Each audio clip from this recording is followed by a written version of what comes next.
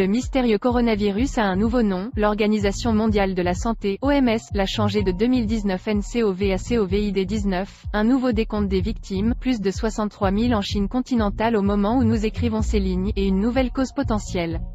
Non, les experts n'ont pas éliminé les chauves-souris ou un autre animal obtenu sur un marché de Wuhan, ni les animaux comme le pangolin qui sont utilisés dans la médecine traditionnelle chinoise. Un scientifique anglais affirme que le virus mortel a été amené sur Terre par une météorite qui s'est écrasée en Chine l'année dernière. Dans le cas de l'actuelle pandémie du coronavirus en Chine, il est intéressant de noter qu'une boule de feu exceptionnellement brillante a été observée le 11 octobre 2019 au-dessus de la ville de Songjian dans la province de Jilin, au nord-est de la Chine. Il est tentant de supposer que cet événement a joué un rôle crucial dans ce qui se déroule actuellement dans toute la Chine.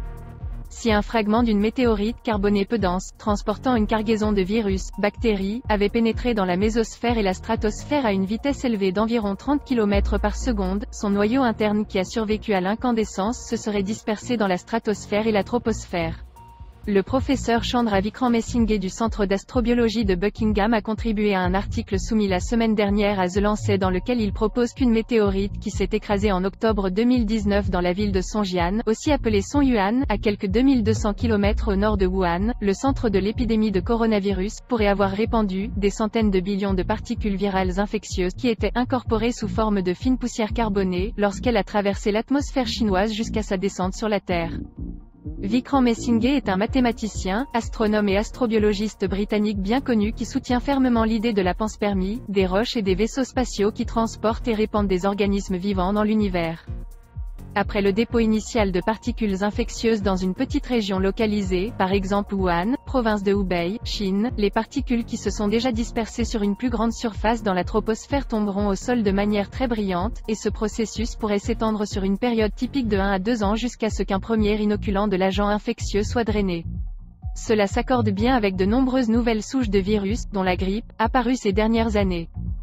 Oui, ce scientifique renommé a effectivement dit higgledy-piggledy, une expression britannique du XVIe siècle qui a été reproduite comme hanky-panky, helter-skelter, hurly-burly, etc., et qui peut ou non faire référence à l'élevage de porcs dispersés, mais qui signifie sans aucun doute de manière chaotique ou désordonnée.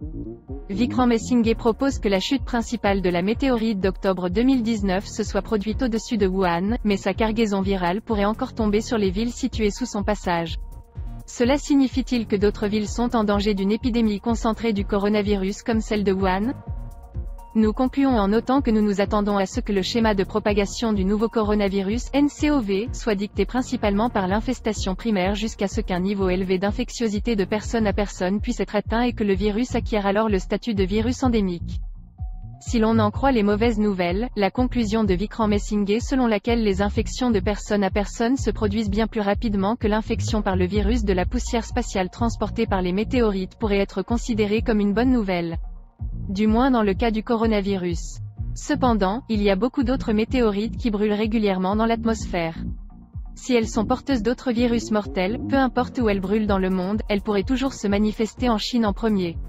Pourquoi? Dans une lettre précédente au Lancet écrite en 2003, Vikram Mesinghe a dit ceci. Une petite quantité d'un virus introduit dans la stratosphère pourrait faire une première retombée provisoire à l'aide de la grande chaîne de montagnes de l'Himalaya, où la stratosphère est la plus mince, suivie de dépôts sporadiques dans les régions voisines. Cela pourrait-il expliquer pourquoi les nouvelles souches du virus de la grippe capables d'engendrer des épidémies, et qui sont causées par des mutations génétiques radicales, sont généralement originaires d'Asie? Vikram Mesinghe se base-t-il sur quelque chose de fiable, ou crée-t-il et relie-t-il des points pour soutenir sa croyance en la panspermie? Pour moi, c'est du pipeau.